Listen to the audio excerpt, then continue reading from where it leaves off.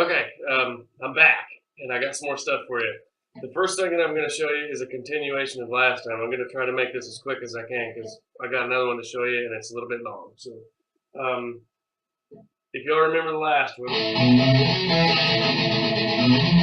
we're going to do a continuation of that. We got to the very end of it last time, and that's where Benny and Victoria come in and do the piano part. So after that, after they get done singing, we're going to come in with a harmonizing guitar solo. It's going to sound like this.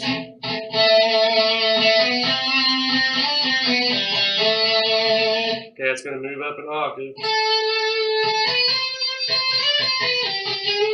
And then again.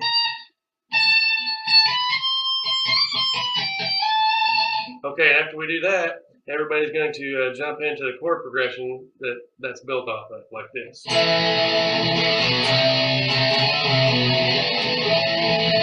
Okay, it's going to be an open A, and then 2 to 3 or B to C, and then D. So it'd be D, C, B, or 5, 3, 2. So open 2, 3, 5, 3, 2 on the A string. And then I'm in drop D, so it's going to have to be 5 to 7 on this. But if you're in standard tuning, it's going to be a power chord from 3 to 5 or G to A. Same thing. So all put together, it'll sound like this.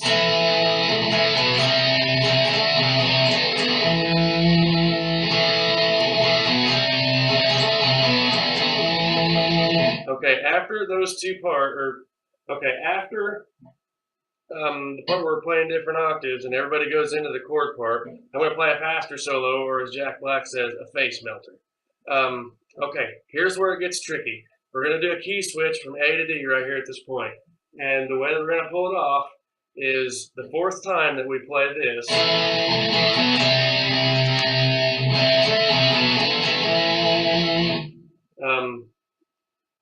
On number 4, we're going to come down here and play it like this.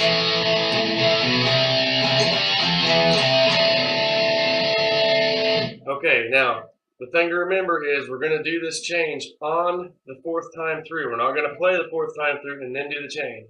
So it'll be on the 4th time through. I'll mock it up. I'll play number 3 and I'll play number 4. Watch. Here's number 3. Here's number 4.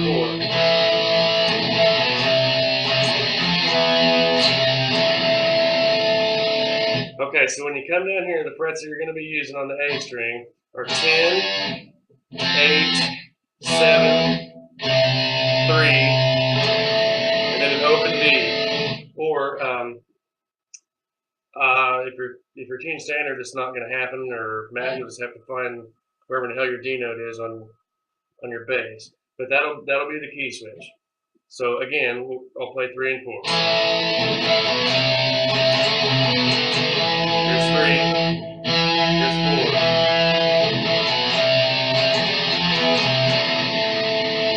Okay, we're gonna hold that note out, and Brian's gonna start playing the drum beat for the next part of the song, and it's gonna be the take back riff. I don't know, Matt, I don't know if you remember the take back riff or not. Excuse me, but it goes like this.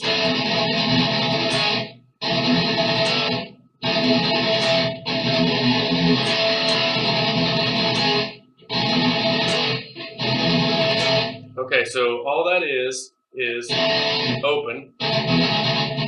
That's a jog 3-2-0, like that. And then we'll repeat that pattern every time that we change a chord. But we're gonna go to 6, 5, 3 each time that we play like this.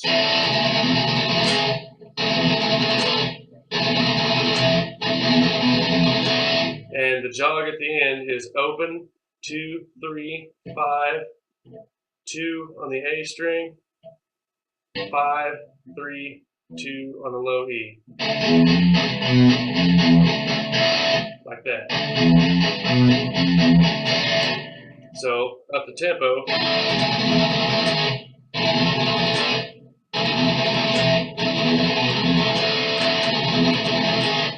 Now, Now, the other part of that is exactly the same thing, where we're going to hold the chords out.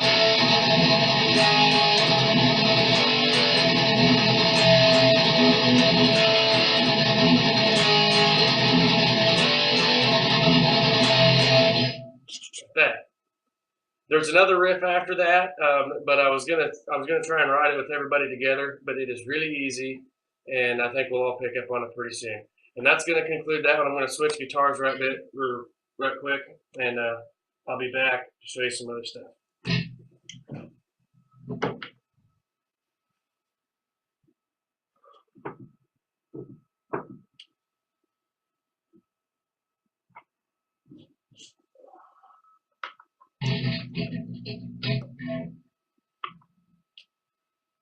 Okay, this other new one is in the key of E minor instead of A, which is what the last one was in.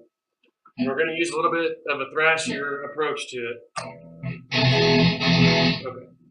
The very beginning, or the intro part.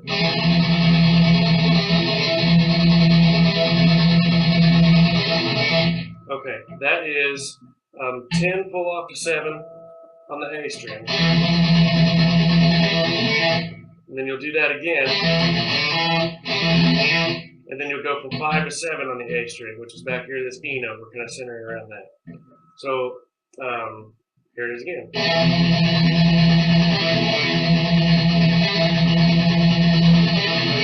Okay, at the end of that, tentatively at this point, I've got another idea for that spot before we bridge into the main rhythm section. But for right now, we'll just go 8, 7 before we go into the main rhythm section. So it'll be like this.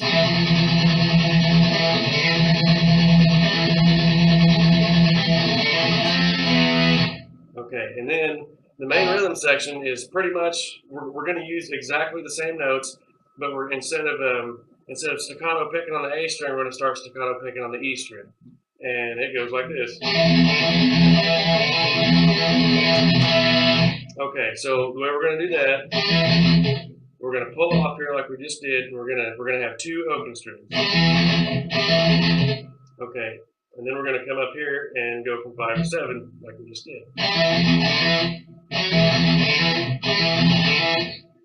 Okay. Now after we do 5 to 7, there's going to be 4 hits on the open string.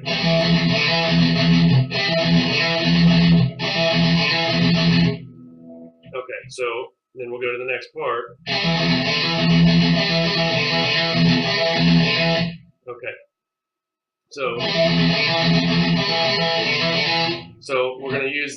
we're going to pull off and hammer on exactly the same spots. We're going to do it twice in a row without any E string. So like that. Okay, and then we're going to have 2 E strings immediately following that. So, and then we'll have a pull off and then a hammer on with 2 E's in between it.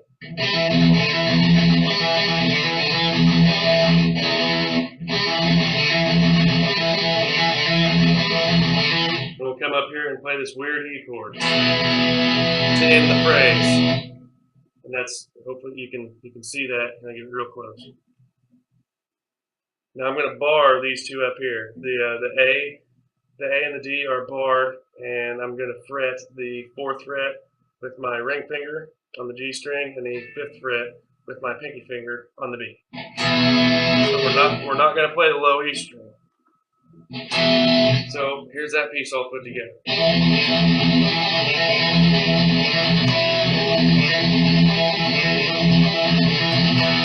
Okay, the next part is going to be a series of pull-offs, and we're going to start here. We're going to start here on 9 to 7, and then 5 to 7, or no, 7 to 9, I'm sorry. And then 5 to 7, 3 to 5, 2 to 3, open to 2, and then a hammer on from 3 to 5 on the low E. So,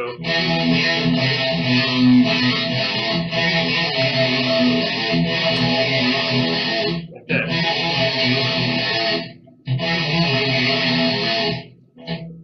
And that'll that'll be, you'll play that the second time through. So in a sense, it'll all sound like this.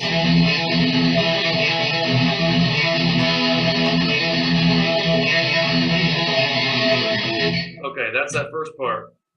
Now to end that, I'm going to come back here and do 8 back to 7 on the A string, which would be a F back to an E, and we're gonna interrupt our pull-off riff to achieve this and keep it in time. So our last phrase would be, and then the verse part is going to be simply staccato picking on the low E.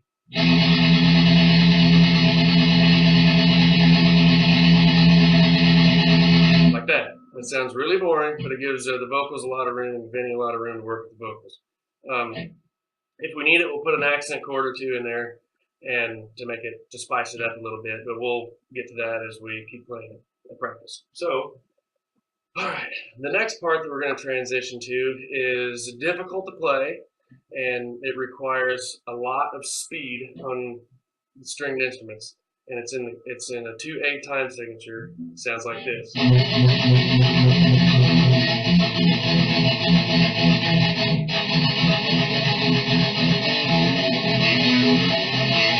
All right. I didn't do a very good job out there, but I'll go ahead and break it down anyway. We're going to start on the 7th fret on the low E string, and we're going to walk backwards chromatically, starting with the 10th fret on the A string. And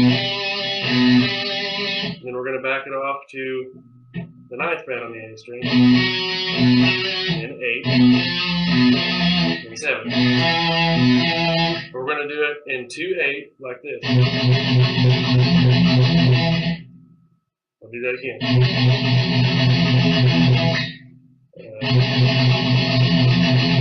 And then we're going to come back here and we're going to plant on the A note, or the 5th fret on the low E string, and we're going to span 3 frets again. So we're going to go 5, and then down here pinky's going to be on 8. That's where we're going to start. But instead of going chromatically backwards, we're going to go from 8 to 7, and then 8 to 7 again, like this. Okay, so put together, we've got this.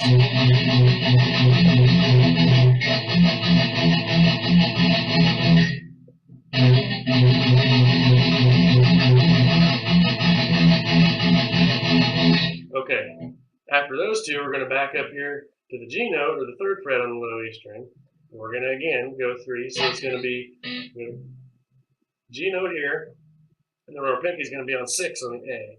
And we're going to go back 3, 6, 5, 4, and then up 1, it would be 5.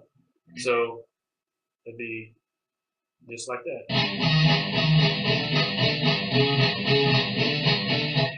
See how that worked? We have 6, 5, 4, 5.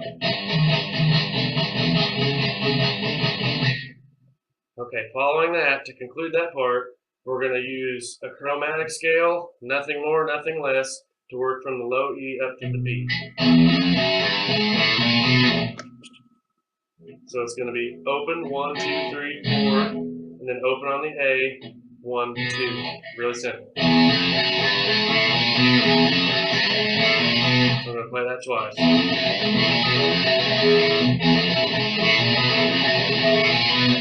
So that all put together would sound like this at a slow tempo.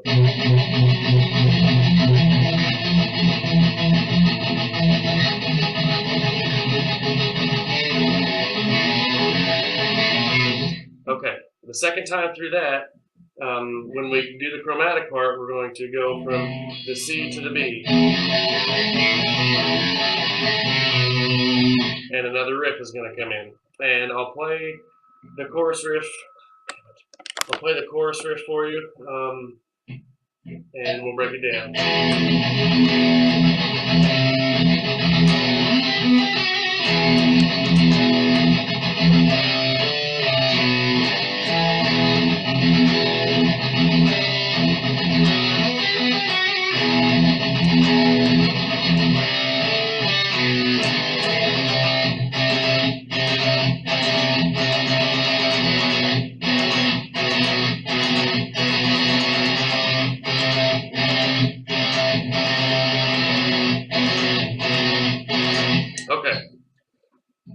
This one is pretty easy.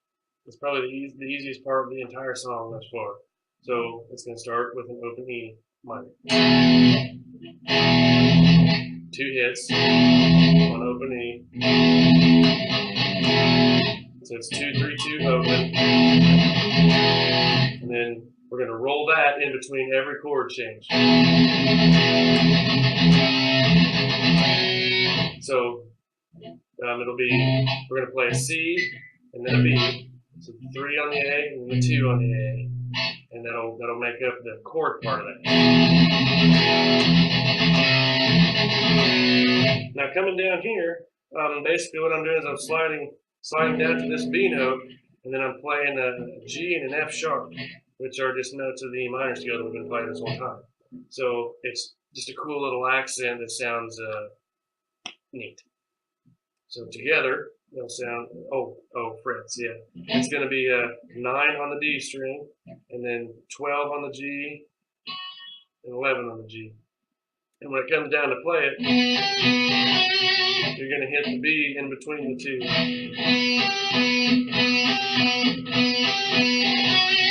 So it'll be 9 on the D to 12 on the G, back to 9 on the D, and then 12, 11 on the G. Only quicker.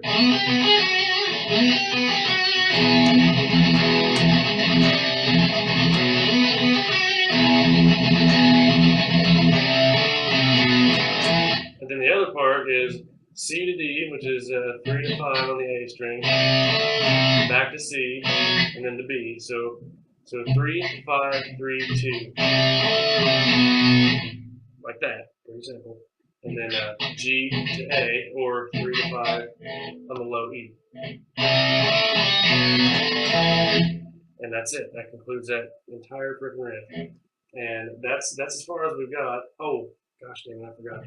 The part after that is, it's a C chord, power chord, so it'll be 3 on the A string. And when we back it up, we're going to back up to a B. We're going to back up to a B and an F sharp or a B power chord. Well, we're going to leave our pinky finger on the 5th fret on the G string. So it gives it kind of a dissonant sound. So it'd be, let's see if I can get that closer. Let's see.